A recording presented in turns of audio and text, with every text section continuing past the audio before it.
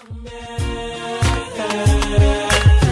got the body and the looks to kill. Blue eyes, brown skin, making me feel ill, girl.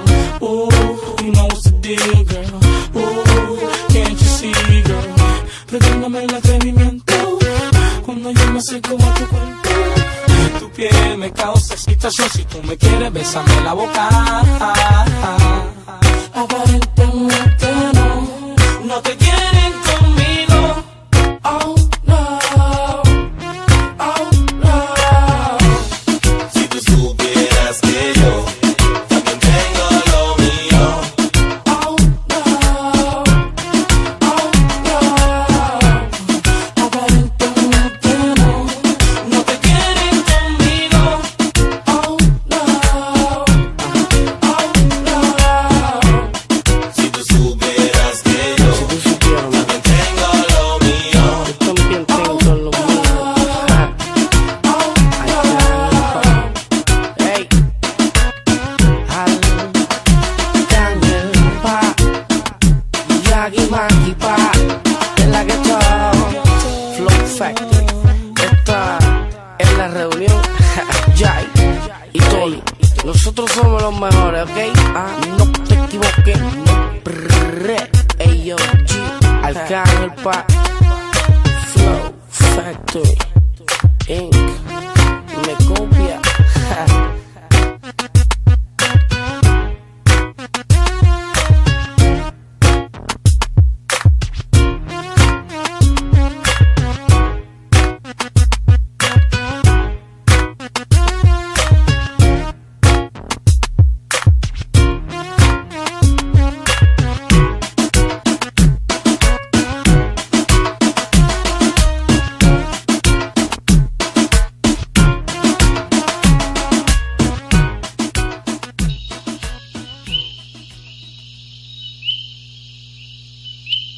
WRFU LP Urbana 104.5 FM. You're listening to the show. Big shout outs to my boy Sweepy, man, doing his thing with the radio show.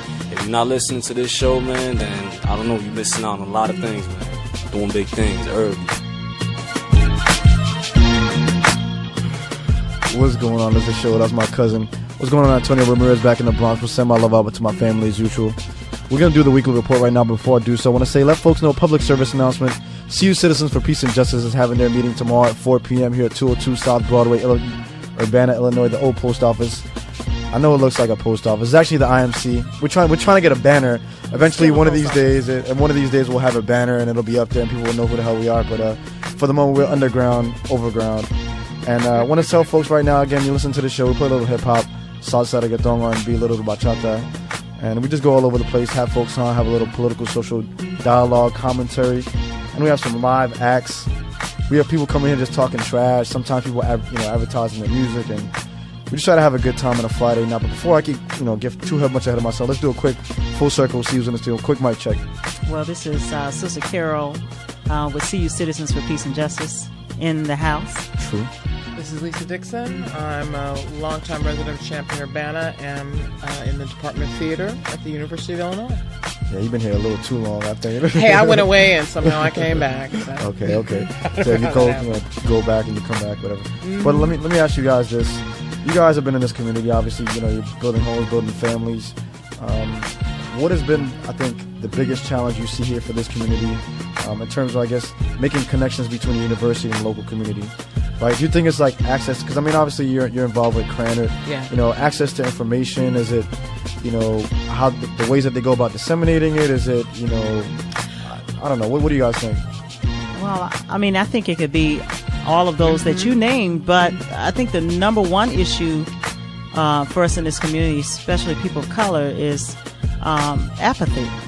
We need to get out. And it's like having a big pyramid in the middle of a city and you're not going to see what's up with the pyramid, It's here, and all the resources and the information is here, and people aren't always going to come get you. You are responsible for your knowledge and what you do with it. And so whether they tell you or not, you should be breaking down the door trying to find out what they're doing. That's, in a nutshell, she said it. I have an interesting perspective because I am both a townie and a gownie. No such thing. So, I know. You don't think the term townie is derogatory? I don't think it is. I mean, I grew up here, so I never thought it was. But I do recognize that there is a rift/shift between being a person who grew up here and a person who comes here specifically to be part of the university, whether to be a student or to work. So I feel like I have a unique perspective on that. I also went to school here as an undergraduate before I left for a few years. So I think absolutely apathy is one of the things. I think there are moments where things sprout up. When I've done political and social work in the past around anti-apartheid and anti-chief issues and other things like that, there's a lot of intense work for an amount of time, but we have to learn to work over a long period of time. I don't know about and it, man. To train it's and too to much teach. for me, man. It's too much for me. It's not too much for you because you're doing it right now. Long term, I don't know, man. I think we need to kick this door down. I'm already tired of it. I was tired of it yesterday. No. Tired of it today. I'm not saying don't kick the door down. I'm saying after you kick the door down, don't leave. Say the door's been kicked down. So I have I'm to done. go. You know, Right. yeah. Jobs, I gotta You walk kick the actually door through down, then you walk- make sure everybody goes Right. through the door, Yeah. and you got to spend.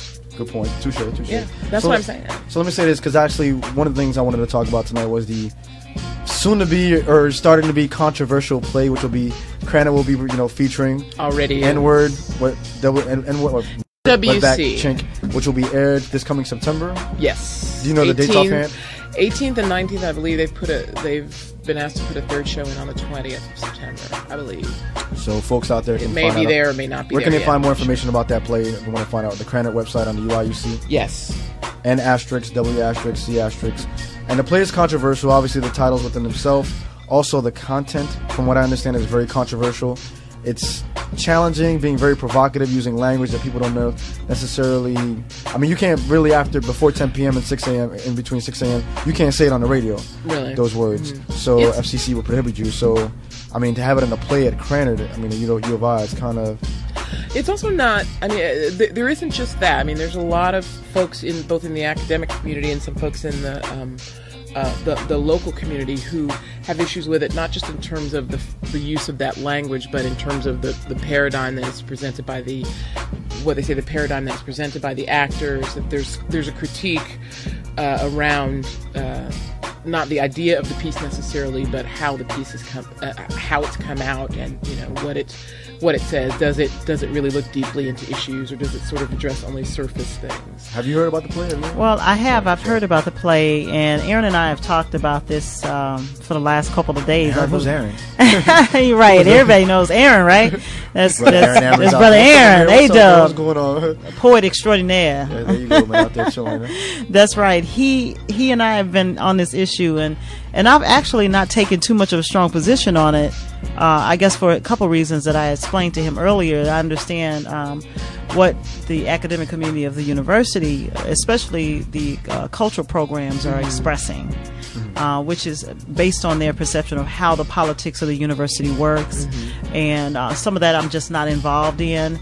But I just wonder if this type of play, as art has a way of bringing things out of people and making them discuss things that they would normally not discuss, even though they may use this language on a regular, everyday basis. Yeah. Right. I think it's a good thing to enter into dialogues that are challenging.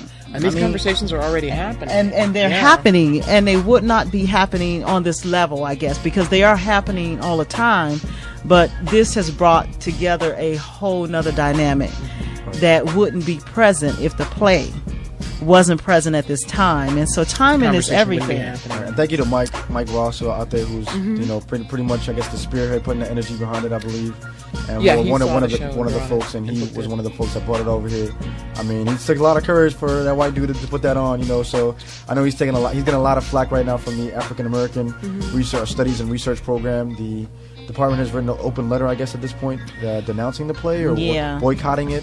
Well, I don't know about that. Well, it's an open letter to Mike. And I haven't seen it, but my understanding is that Google it. No. It's actually up there. You know, I've seen it. Okay, so good. So yeah, I mean, but there has been a decision. My understanding is it was a unanimous decision by the faculty to. Because of their particular critiques of what they've seen of it. I know they've seen a couple of clips of it, and they have some other issues with it. So they've decided to boycott it. Personally, as a theater artist, I love it when something stirs you up enough to want to take some kind of action, whether for or against it. I've done shows here in the past that have caused... people to get sick? No. Well, yeah, because that have caused people to get sick, actually, but that have also drawn a lot of ire from supposed progressives in the white community, being upset about black anger, and also from supposed.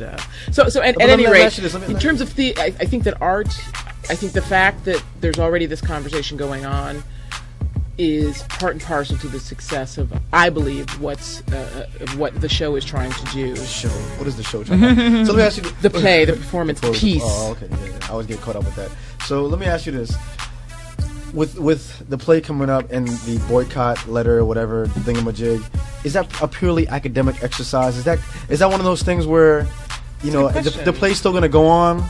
People are still going to go. It's going to get booked. It's going to be full. Sure. There'll be some more extra reviews and like opinions being offered. But is that purely an academic exercise? Does that advance the cause? I guess is that. Well, it depends on what you think the cause is. I often say, because I mean, for the African American Studies and Research Program, write the open letter. That says something, right? I don't know what it says. Well, it does, because for us in the community, the local community, who we've been working over the last several years on these issues. Mm-hmm.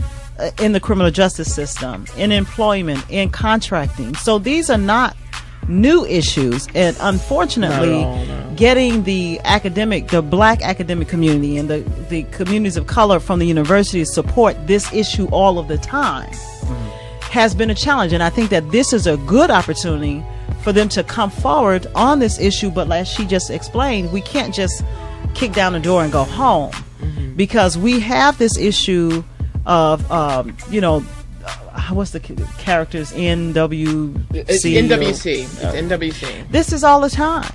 And so if this play brings that to the forefront, I think it is worth talking about, discussing, and looking at the everyday issues that affect people on a regular basis. Look, I've got to tell you, what's already great to me is the fact that I'm hooking up with you again after having seen you at the Katrina conference. I'm already thinking, well, maybe I can have her come to some of my acting classes, because I talk to my acting students all the time about being a citizen of the world. That's one of the best ways to be a good actress, to be a citizen of the world. So already, because I'm doing this radio show, because we're having these conversations, because I've met this person, so some of that, there's always going to be the issue of not necessarily access, but dissemination of information, and how we can hook up, because oftentimes when you get into the daily grind of trying to get up and work to pay your rent, you're going to forget about the larger, longer picture of, being connected to the struggles of the folks within the community, and not just the singular struggles. Most the corporate and whatever structure wants to keep us in a singular frame of mind anyway. But having said that, I think that I don't think that it is an exercise in futility. What I do think it is come on, nobody's just a letter, man. It's a letter, piece of paper with somebody's name signed at the end of it. Well, but I think that's just a very literal interpretation of what's happening now. A letter was written in there. I think, but you're just looking at the physical act of somebody writing a letter and sending somebody else. I think that it is one particular way. How does that help the cause? Because here's what's happened. Here, I'll explain to you how I think it's helped. Whatever you think the cause is, because I think we need to talk about that. What's the cause? We need to get real clear about what the cause is. But here's the first thing I think is that Afro-Am is now stating here's an issue that these are problems that we've had that have been buried, especially in the academic community, for a long time, and suddenly they're coming to the surface, and they're not just issues about this particular piece of art that's being put on, but what this piece of art that's being put on is doing is suddenly causing the Crowder Center for the Performing Arts and the African American Research and Studies program to begin a dialogue with each other about how can we begin to bring more not necessarily more accessible, but pieces that have more of an impact and are more related to the larger Champaign-Urbana community and people of color in this community, because that's one of the things that Mike was trying to do. So now suddenly we can maybe not just react to an event that happens, that we can actually start being proactive and interacting with each other. That KCPA and I agree. Afro-Am. I recognize that. But So I think how does the AFAM letter affect you? Does it mean anything to you? Do you care? I mean, seriously, like, is this going to change? It really doesn't affect me. I mean, it's not going to be in the news, personally. is it? I don't think. Well, I hope maybe one day. Assume that. Right, maybe it would get to the news, but it doesn't affect me personally. But in the long term, I think it affects the future of me, meaning that I'm hoping that my children will attend the university here in their local community. Sure, and when my daughter graduates next year, I want her to go to the University of Illinois. I want her to be close to home. I want her to feel a sense of community and family. And I want her to go to the university where she feels comfortable and she's not dropped into this big bucket of stuff that she don't know how to navigate. To sink or swim, yeah. And that she has access to professors of conscience.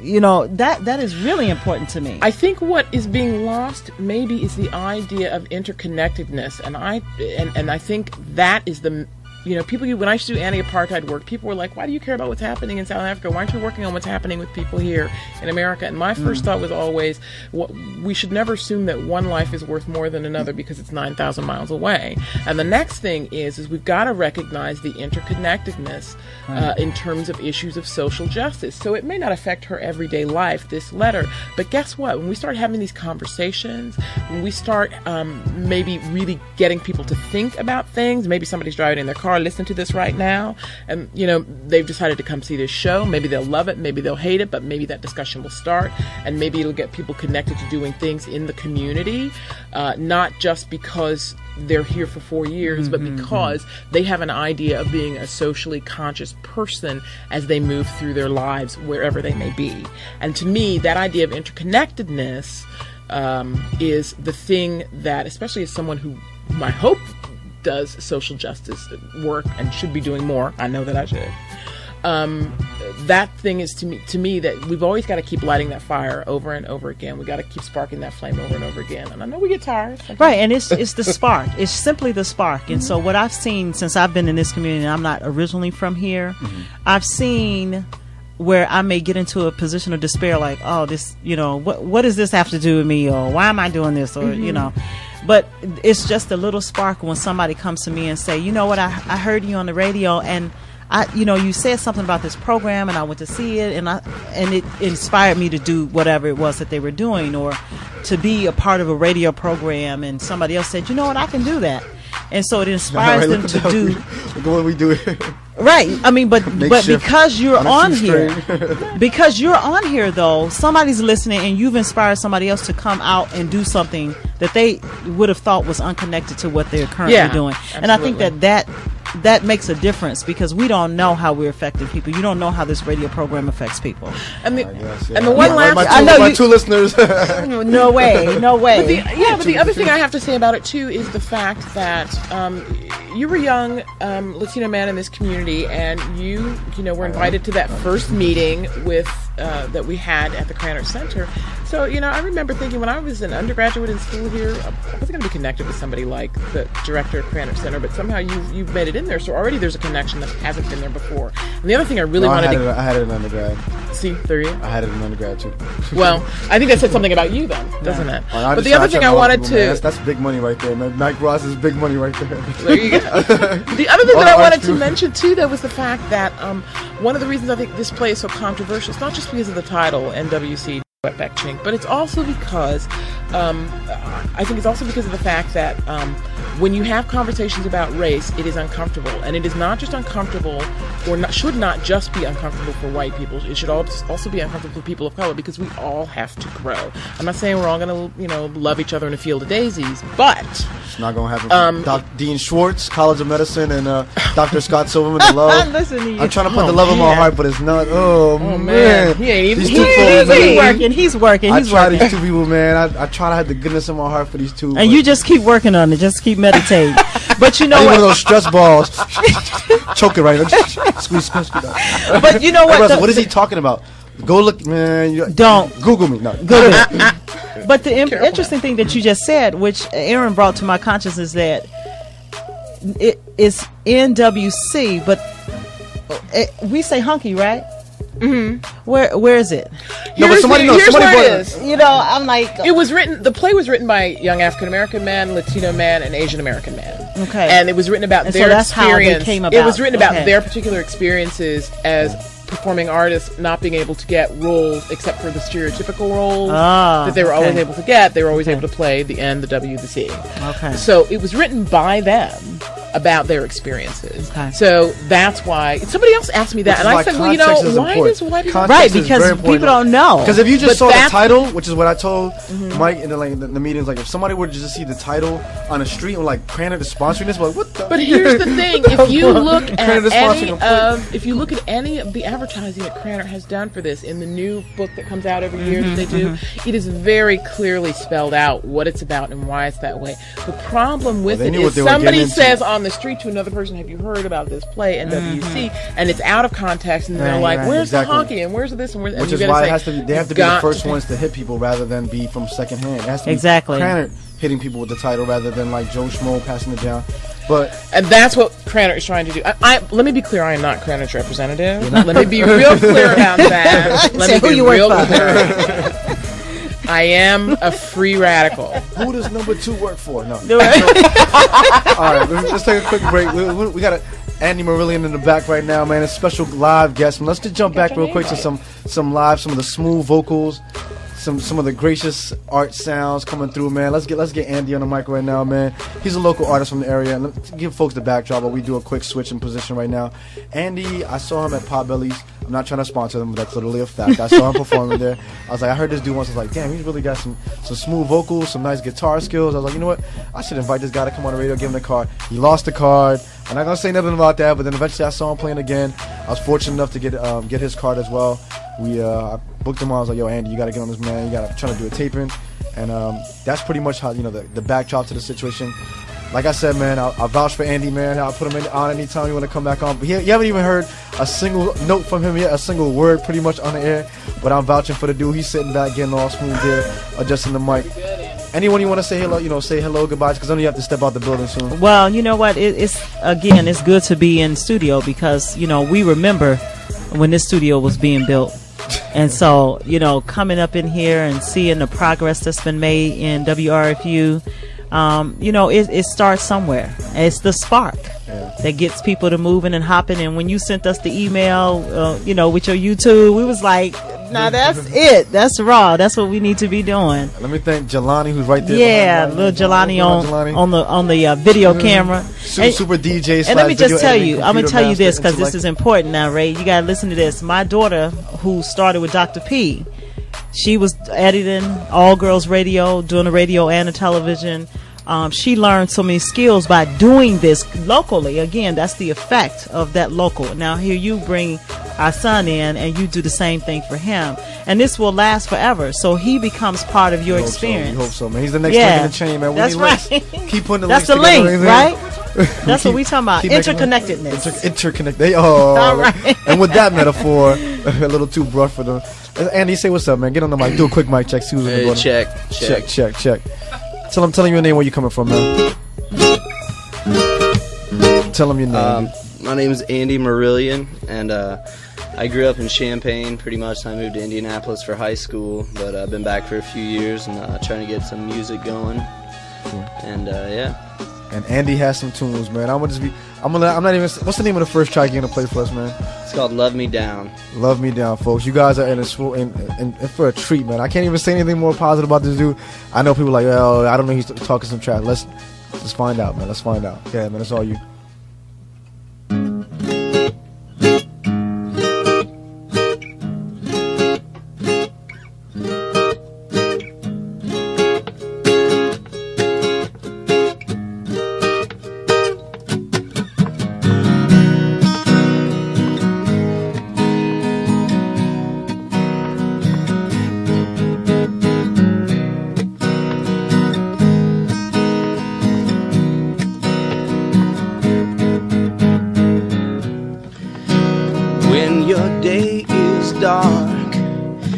pick up that phone and call me. I'll be right over to kiss those tears away.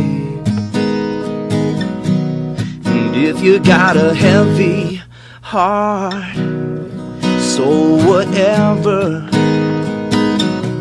you know I'm gonna hold you close and say I love the way you do your thing, girl. I love your fresh style is serving up here. You wanna get home tonight, tonight. Said you wanna get home tonight.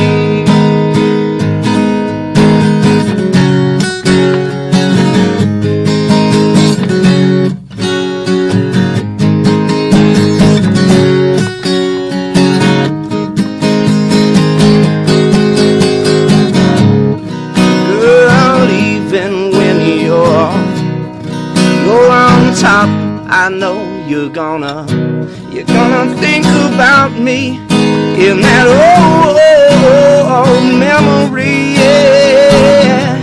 You know you're gonna stroll right over, well, you know you're gonna hold me close and I'll stay. You love the way I do my thing, girl. You love my fresh style, I'm serving up here. Wanna get home tonight, tonight. Said you wanna get home tonight. You wanna get home.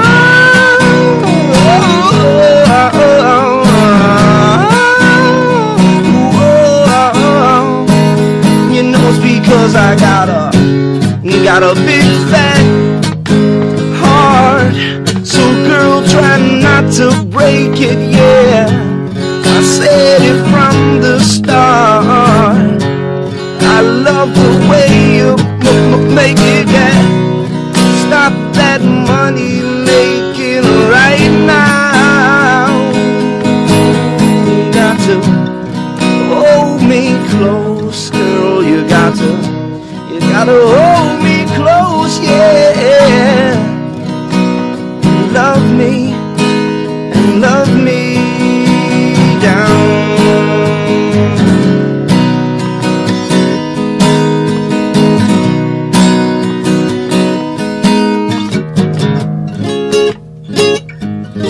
Hold me close.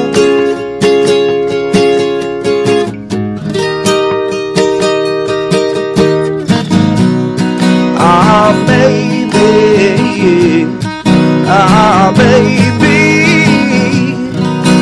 you know what you do.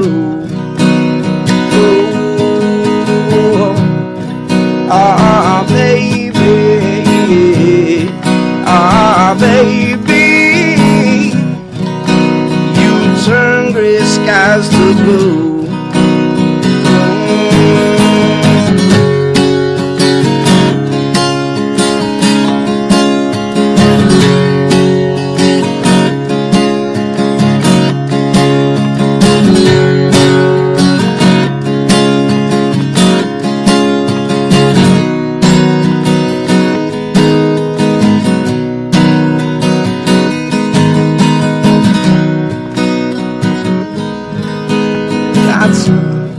Hold me close, girl, you got to hold me close, girl, you got to love me down.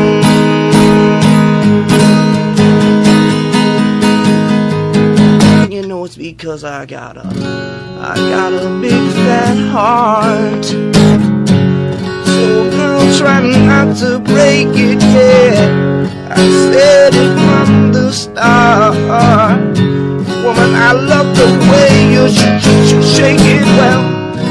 Stop that money making right now. You know I've seen you got to hold me close, girl. You got to hold me close, girl. You got to love me down.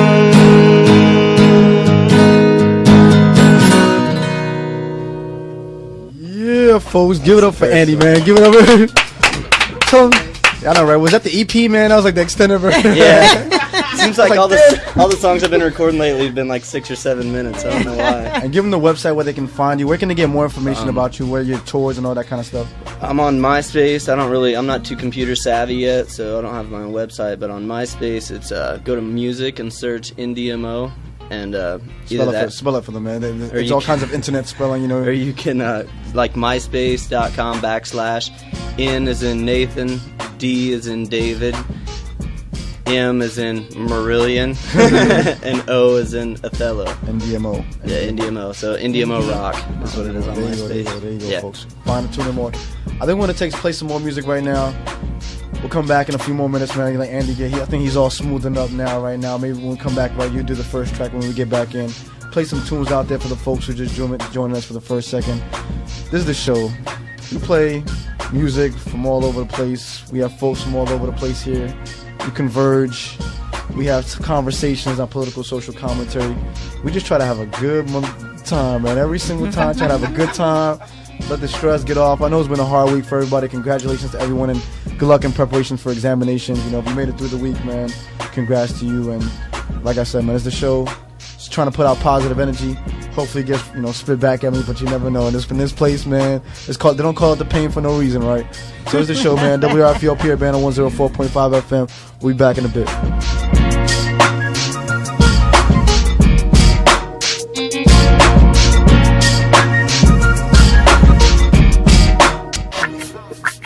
Zion, baby,